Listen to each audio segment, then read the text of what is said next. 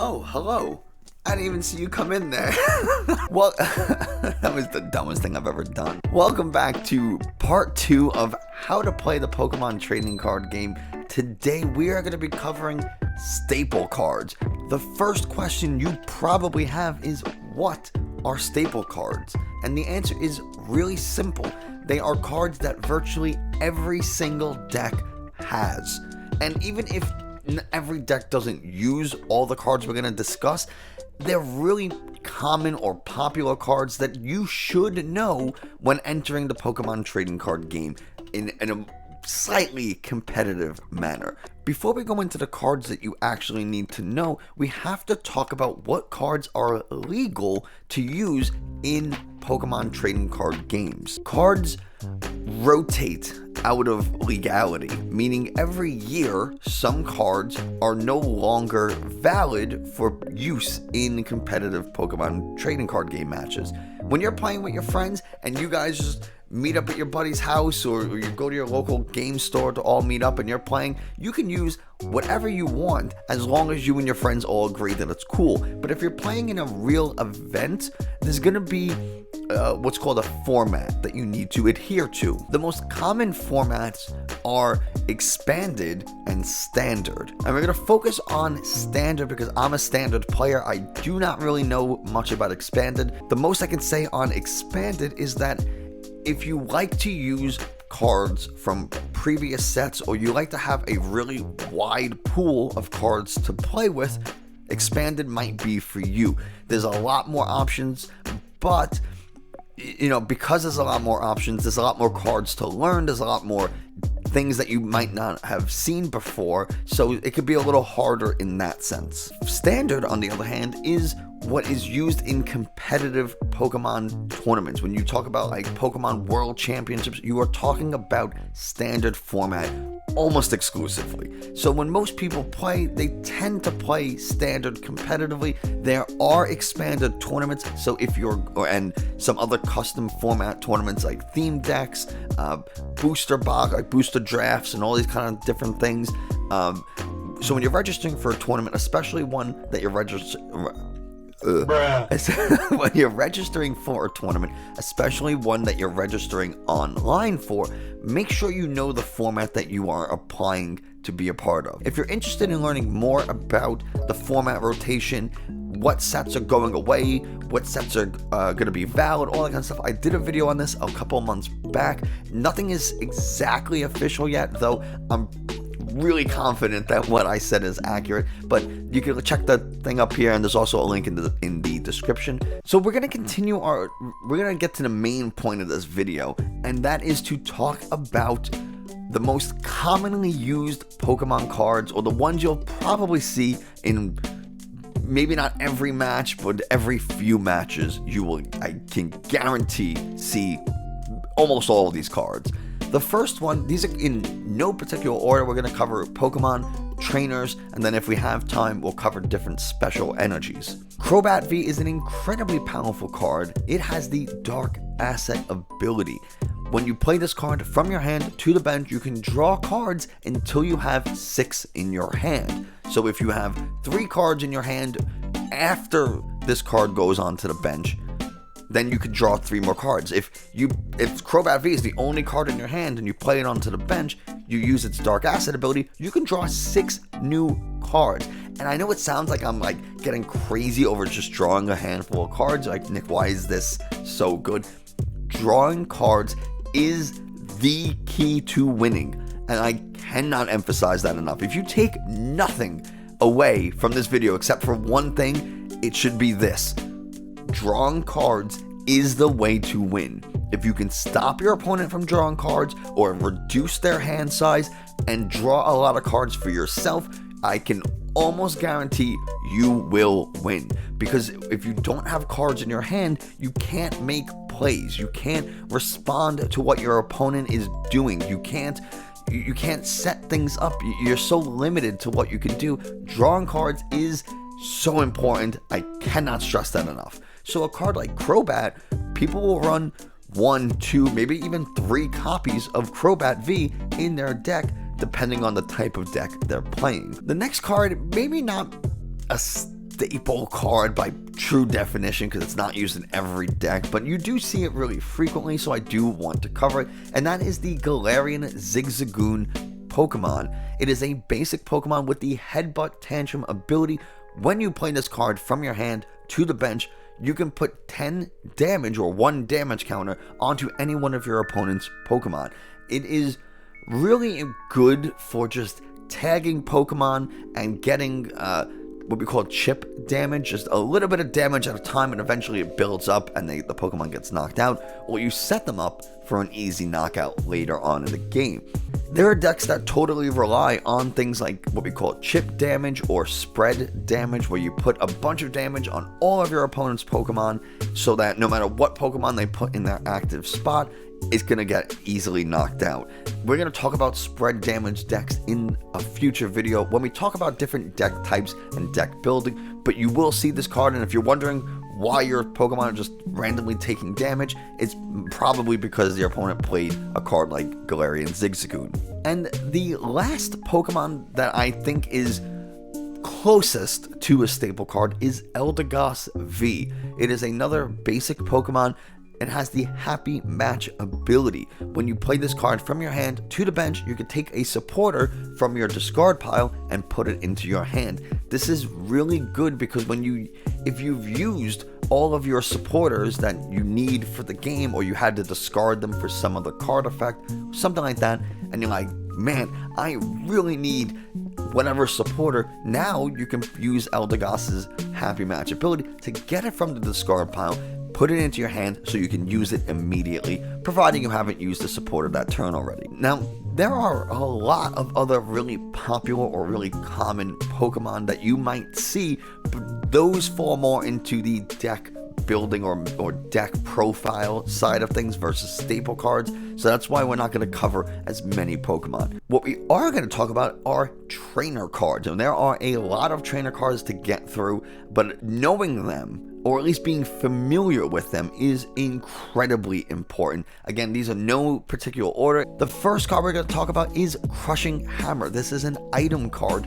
which means you can play any number of items in your turn, so your opponent could theoretically play 4 copies of Crushing Hammer in a single turn, and let me tell you, sometimes they do. There are plenty of games where I've played where my opponent has just done 2, 3 Crushing Hammers in a single turn, and you're like, geez, come on, man. If I play this card, I flip a coin. If it is heads, I choose any energy on any one of my opponent's Pokemon and discard it. Super powerful. Maybe the Pokemon they have in their active spot is about to get knocked out, so I don't want to use it, so I could target something on their bench that they've been trying to set up for when their active Pokemon gets knocked out. Maybe they're going to try to switch to a different Pokemon. Maybe, whatever the situation is, I can play this card and discard an energy if it's heads. If it's tails, it does nothing. Escape Rope is a new card. What's an older card that was brought back. Sometimes they do what's called reprints. Cards that existed in the past come back in later sets. So this is one of those cards. Escape Rope has been around before. What it does is each player switches their active Pokemon with one of their benched Pokemon. Your opponent chooses first, which is really important because then you can choose which Pokemon you want to send up depending on who they send. Fan of Waves is a new card from Battle Styles. It is a Rapid Strike card, which for now doesn't really mean too much. When we get to other decks, it'll mean something. It is another item card, which means again you can play as many Fan of Waves in your turn as you want. It might not be a staple card yet, but I'm including this card because it is super annoying to deal with, and I do think it'll become more popular as time goes on. All you do is you play this card and your opponent puts a special energy from one of their Pokemon to the bottom of their deck. And anytime you could disrupt energy, just like if you disrupt your opponent's hand, is pretty annoying and sometimes difficult to deal with. So really good card. Don't be surprised if you see this more and more as time goes on. Great Ball is a good card for just getting Pokemon. You look at the top 7 cards of your deck, you find a Pokemon, you show it to your opponent, you put it into your hand, shuffle your deck. It's an item, so again, you can play as many as you want. Level Ball is a different type of Great Ball. Basically, you just search your deck for a Pokemon with 90 HP or less, show it to your opponent, and then put it into your hand, shuffle your deck. This is great for finding basic Pokemon or some single prize Pokemon, even if they're evolved, as long as they have 90 HP or less. Ordinary Rod is a good item that lets you bring Pokemon and or energy back from your discard pile into your deck. So you can choose up to 2 Pokemon and or up to 2 basic energies. Again, notice this card says basic energies and Fan of Waves specified special energy, so be mindful of that. But you can choose up to 2 Pokemon, up to 2 basic energies from your discard pile, put them back into your deck. You can do one or the other, you can do both, you have the option. It's a really good card. Pal Pad lets you find 2 supporters from your discard pile and shuffle them into your deck. Not as strong as something like Eldegoss, which puts it from your discard pile into your hand, but it's really good for getting supporters that you need frequently back into your deck. Pokegear is like Great Ball, but for supporters. Look at the top 7 cards of your deck, find a supporter there, show it to your opponent, put it into your hand, shuffle your deck. Pokemon Catcher is a really powerful card. Flip a coin. If heads, choose one of your opponent's Pokemon to switch with their active Pokemon. This is a really good card. If you have more than one in your hand, you can play one. If you flip tails and it fails, you can play another one to try again. Mathematically, you should get the second one, so, but coins do be crazy. Quick Ball is probably the most common type of Pokeball that you'll find, and we talked about this in the previous video. This is one of those cards that has a requirement in order to play it. When you play this card, you must discard a card from your hand in order to use it.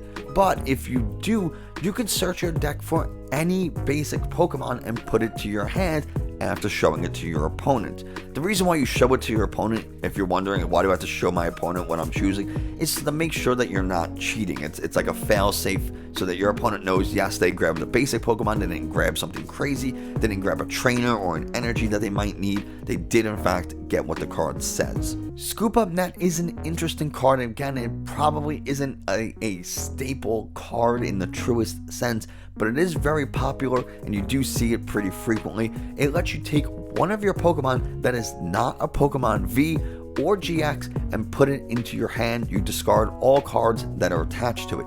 So you remember the Zigzagoon. It is a basic Pokemon. It's not a Pokemon V and it's not a Pokemon GX. So you can play Zigzagoon, put 10 damage on one of your opponent's Pokemon, play Scoop Up Net, pull the Zigzagoon back into your hand, and play it again for another 10 damage. This is a very common strategy that people use pretty frequently, which is why I'm mentioning it. Because Scoop Up Net is an item card, you can play more than one per turn, so you can theoretically use Zigzagoon's Headbutt Tantrum ability 5 times. The first time you play it, and then an additional time for every Scoop Up Net. So you could theoretically do 50 damage to one of your opponent's Pokemon in a single turn. Not bad. One of the most commonly used cards is Switch. Switch one of your benched Pokemon with your active. That simple. It is a really good, useful card if you need to get a Pokemon out of the active spot immediately. Maybe you don't have the energy requirements to manually retreat. Maybe you just don't want to manually retreat. Switch is the card for you. Tool Scrapper. So last video we talked about tool cards, things that are attached to Pokemon unless they're discarded by the effects of some card. Tool Scrapper is that card that discards tools. You can choose up to 2 tools that are attached to Pokemon, either yours or your opponent's, and discard them. Now we're getting into our supporters, starting off with Boss's Orders. It is a very powerful card. You choose one of your opponent's benched Pokemon and switch it with their active. This is great for cleaning up knockouts. Oftentimes, Boss's Orders is used to win the game. There might be a scenario where you just have 1 or 2 prize cards left, your opponent has a full bench, you play Boss's Order, pull up a card, get the knockout for the win. It is a very good card. Definitely run 2 or 3 copies of Boss's Orders for sure. Remember earlier we talked about draw support. Well, Marnie is a pretty good draw support. It not only helps you, but it disrupts your opponent potentially as well. When you play this card, each player shuffles their hand and puts it at the bottom of their deck. If either player put any cards at the bottom of their deck because of this card, the player who played it draws 5 cards and their opponent draws 4. And this is really good for reducing your opponent's hand size. Maybe they took a big knockout on one of your Pokemon VMAX and now they have like 7 or 8 cards in their hand because they took 3 prizes. So they have this huge hand, and like, I do not like the way that looks. Maybe they used a card last turn that lets them search for something out of their deck, and you're like, oh, I don't want them to play that next turn. So you use Marnie to disrupt their hand. It reduces their hand size. Maybe something they searched for that's in their hand gets put back into their deck, and now they have to waste another turn trying to find it. It's a really, really good card. Most decks will run 3 or 4 copies of Marnie. But if you are looking for straight draw support, there is no better supporter than Professor's Research. You discard all the cards in your hand, but you get to draw a fresh 7 new cards. Most decks, again, run 3 or 4 copies of this. Finally, we're going to wrap up with a couple of Pokemon tools. The first one being Air Boon. It reduces the retreat cost by 2 of any Pokemon this is attached to. Big Charm, super easy tool. You just add 30 HP to the Pokemon this is attached to. You can put this on any Pokemon and they'll just gain 30 HP. Pretty common tool card. And the last tool, again, probably not a staple card, but one that you should be aware of, and that is Vitality Band. The Pokemon that this card is attached to does 10 more damage to your opponent's active Pokemon. Unfortunately, this video is getting kind of long, so I'm not gonna talk about the different special energies. You can look at them on your own. The one thing I will say about energies is that they always have some effect. So you can attach this coding energy, for example, to any Pokemon you want, and it provides 1 steel type energy. However, if the Pokemon that you attach this to is also a steel type, then it gains a secondary effect. The steel Pokemon this card is attached to has no weaknesses. Most steel types have a fire type weakness, and fire type Pokemon are pretty common at the moment, so this is a really good card to run. We showed off this card, the Stone Fighting Energy, in the previous video, and you can attach this again to any Pokemon you want, and it'll gain 1 fighting energy. However, if the Pokemon you attach this to also is a fighting type Pokemon, then it gains the effect. It takes 20 less damage from your opponent's Pokemon attacks. So when you're playing these special energies, most of the time, if not all the time, you will be playing it on the type Pokemon that matches the energy. So Stone Fighting Energy goes on fighting Pokemon. Horror Psychic Energies go on psychic Pokemon rather. Lightning Energy go on electric Pokemon, and so on. So just that's like, I guess, all I'll say about fighting or special energies. What do you know? We covered the special energies, or at least what I needed to say about special energies. So there you go. That's going to do it for us today. If you enjoyed this video, don't be afraid to hit the subscribe button, and be sure to hit the bell notification to find out whenever I put out new videos. And if you really want to help out the channel, hit the thumbs up button on this video and leave a comment below telling me what card you definitely think should be a staple card. Likes and comments on videos are the best way to tell YouTube that this is a good video and it should be seen by others, and that really helps the channel grow. Make sure you join us for part 3 of this series when we talk about advanced strategies and win conditions. Thanks so much for watching. I'll see you next time.